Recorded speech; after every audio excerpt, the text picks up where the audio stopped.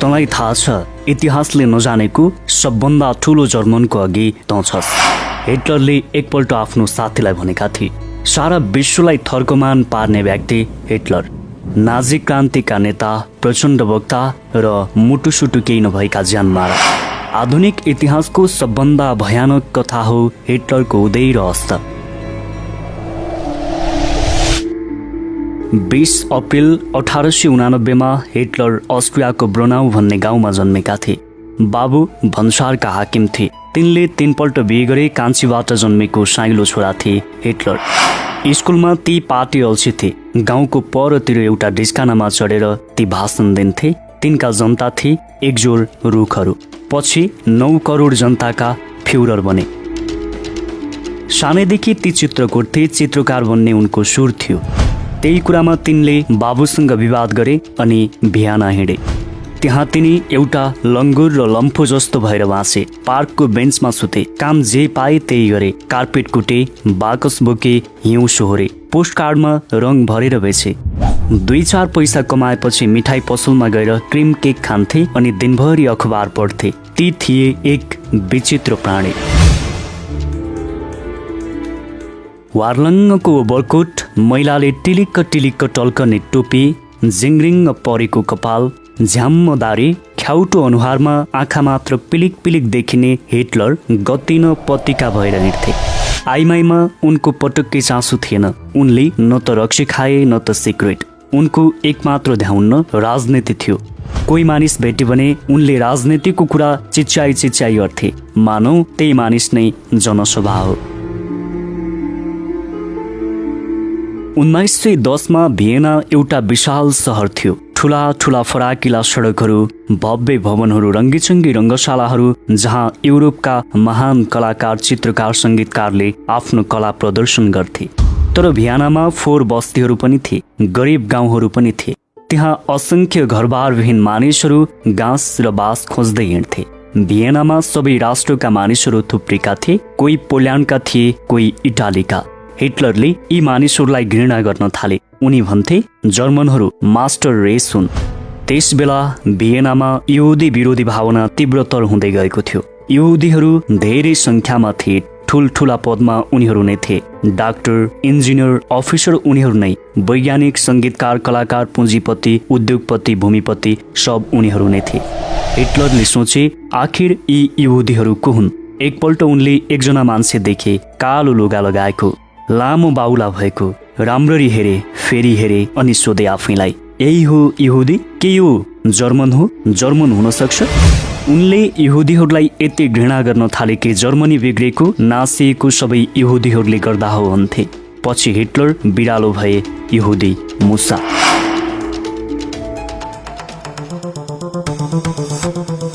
1914 सालको विश्वयुद्ध जसले लाखौं मानिसलाई निल्यो।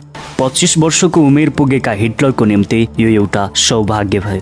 काम न काजका लम्फो हिटलरले यो स्वर्गबाट खसेको मौका देखे। उनी तुरुन्तै पल्टनमा भर्ती भए। लडाईँमा बहादुरी साथ लडे। 2 पल्ट घाइते भए। आइरन क्रसले सम्मानित भए।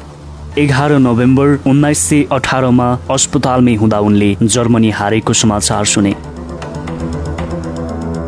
यो सुनेर उनी धरधरती रोए अनि रुँदै बिलाप गरे। यो सब व्यर्थ भयो। व्यर्थेमा यो सब त्याग र दुःख। व्यर्थेमा 20 लाख जर्मन मरे। के यो यतिका लागि हो? उनी भन्थे यो हार जर्मनीको मुखमा कालो मोसो हो। उनले मेन क्याम्पमा लेखे, शत्रुहरूप्रति मेरो हृदयमा भयङ्कर घृणा जागेर आयो। जो जिम्मेवार थिए उनीहरूप्रति पनि घृणा। मेरो भाग्यमा के लेखिएको छ मैले थाहा पाएँ अनि मैले राजनीतिमा पस्ने विचार गरेँ। 1919 मा हिटलर जर्मन ओक्स पार्टीमा लागे। 7 जना सदस्य भएको यो पार्टीलाई हिटलरले केही समयमा नै एउटा विशाल पार्टीको रूपमा परिणत गरे अनि तिनले यो पार्टीलाई नामाकरण गरे नाजी पार्टी। हिटलर थिए बेजोड वक्ता।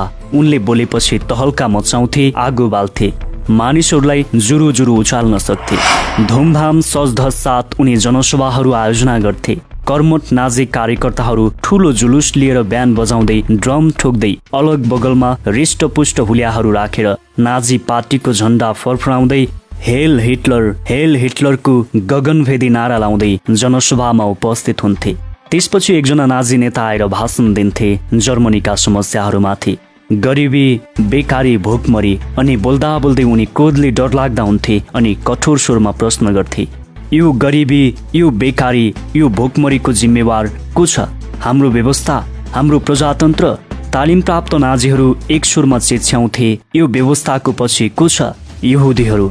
हाम्रा निम्ति हिटलर को हुन्? हाम्रो आस्था। अरू के? हाम्रो अन्तिम आशा। अरू के? हाम्रो फ्युरर। एक्कासी ड्रमहरू बस्थे, बाजाहरू घन्कन्थे, तालीको गडगडाहट, नाजी ठिटाहरूको हाहा र हो। हिटलर उठ्थे, एकछिन मौन भएर भिडलाई हेर्थे अनि बोल्थे, 1 घण्टा, 2 घण्टा, 4 घण्टा। उनी बोल्दा सर्वत्र शान्ति, जता जता उनको हात हल्लन्थ्यो, उतै उतै मानिसका आँखा पुग्थे। ती यसरी बोल्थे मानव बर्खामा मूल फुटेको हो। बोल्दा टेबल ठटाएर बोल्थे, हातमा फाउन्टेन छ भने टेबलमा कुच्याउँथे। कोही कोही समयमा त एकजना कार्यकर्ता हातमा एक मुठो फाउन्टेन पेन लिएर बस्थे रे। टेबल ठटाउने बेलामा हिटलरको हातमा दिन्थे रे अनि फाउन्टेन पेन दिएपछि उनले त्यो पेनलाई टेबलमा ठट्याउँथे रे। एकजनाले भनेका छन्, हिटलर सिद्धहस्त अभिनेता हुन्। भाषण गर्दा एकैछिनमा उनका आँखा आँसुले भरिन्छन्, फेरि एकैछिनमा आँखा रिसले बल्छन्, फेरि चिच्याउँछन्, गडगडाउँछन्, कसम खान्छन्, उदुम गर्छन्। भाषणमा तिनको अचम्म विश्वास, बोलेर नै उनी चुलीमा पुगे। भन्थे, संसारमा जे जति ठुला काम भएका छन् लेखेका शब्दले भन्दा बोलेका शब्दले भएका हुन्। हेर्दा हेर्दै नाजीहरू यति शक्तिशाली भए कि जुलाई 1922 संसद चुनावमा उनीहरूले 230वटा सिट जिते। जनवरी 1933 राष्ट्रपति हिडनबर्गले हिटलरलाई जर्मनीको चान्सलर घोषणा गरे। सत्तामा आउन साथ हिटलरले विरोधीहरूलाई फाड्न थाले। 1933 मेमा तिनले श्रमिक सङ्घका नेताहरूलाई धडक पकड गरे। राजनैतिक पार्टीहरू भङ्ग गरी प्रेसको स्वतन्त्रता छिने अनि विरोधीहरूमाथि कडा निगाह राखे। 6 महिनामा मात्रै उनले प्रजातन्त्रलाई कचाककुचुक पारिदिए। अब जताततै फ्युररको चर्चा चुलिन थाल्यो। नाजी अखबारहरूले उनका फोटाहरू छाप्न थाले। जनताका अघि उनी आफूलाई ओजस्वी अथक नेताको रूपमा प्रस्तुत गर्न चाहन्थे। वास्तवमा उनी लोसे थिए, फाइल समातेर काम गर्न अल्छी मान्थे। निद्रा नलाग्ने रोग थियो, राति अबेला सुत्थे। वरिपरि जीव हजुर भन्नेहरू थुपार्थे अनि बिहान 2-3 बजेसम्म गफ हाँक्थे। उनको छेउमा हाई काट्न वा खासखुस गर्न निषेध थियो। भनिन्छ हिटलर शाकाहारी थिए। तिनले मद्यपान धुम्रपान कहिल्यै गरेनन्। उनको सङ्गीतप्रति धेरै रुचि थियो। उनी बिथोभनका सङ्गीतहरू सुन्थे, कुकुरलाई मन पराउँथे। आइमाईमा उनको चासो थिएन। वरिपरि सुन्दरीहरू राखेर बस्न रुचाउँथे, तर श्रृङ्गारको रूपमा मात्र। मुसोलिनी जस्तो आइमाईमाथि टाँसिहाल्ने खालका उनी थिएनन्। गेली र इभा 2 नारी हुन् जसले हिटलरलाई प्रभाव पारे। हिटलरले आफ्नै भदै नै गेलीलाई माया गर्थे। गेली राम्री थिइन्, हिटलर भन्दा 20 वर्ष कान्छे। भनिन्छ हिटलरले आँखा लाउँथे। अन्तमा गेलीले आत्महत्या गरिन्। पछि इभा ब्राउन हिटलरकी मायालु बनिन्। इभाको छेउमा हिटलर मानव हुन्थे, तर हिटलरले इभालाई लुकी लुकी भेट्थे। जनताबाट यो सम्बन्ध गुप्त राख्न चाहन्थे।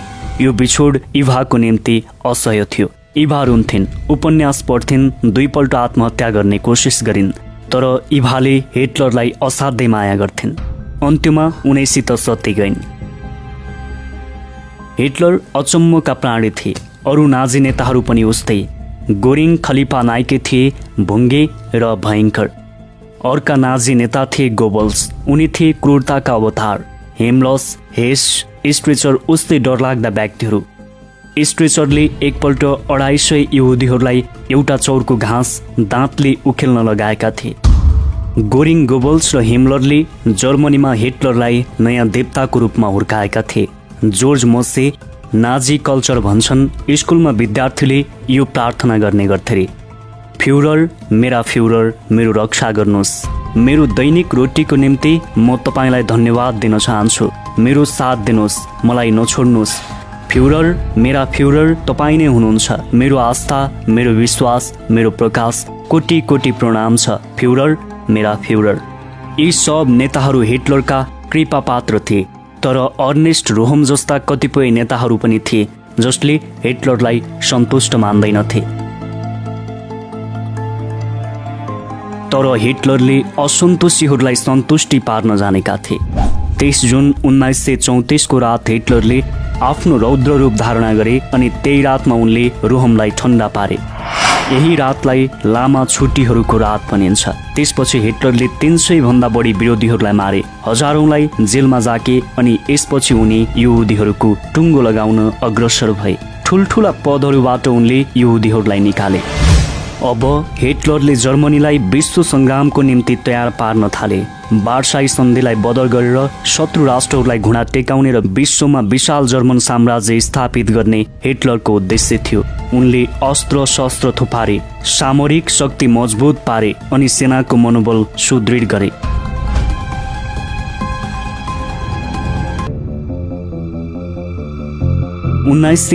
देखि हिटलरले युरोपका मुलुकहरूलाई जित्दै हिँडे, तर रुसमा जर्मन सेनाले हार खाएपछि हिटलर हच्के।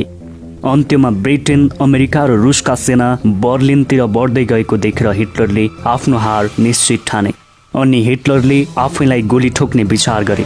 यसरी तानाशाह भएको 6 वर्षमा तिनले जर्मनीलाई युद्धको भुमरीमा हाले अनि अर्को 6 वर्षमा जर्मनी र आफैलाई मर्न बाध्य पारे।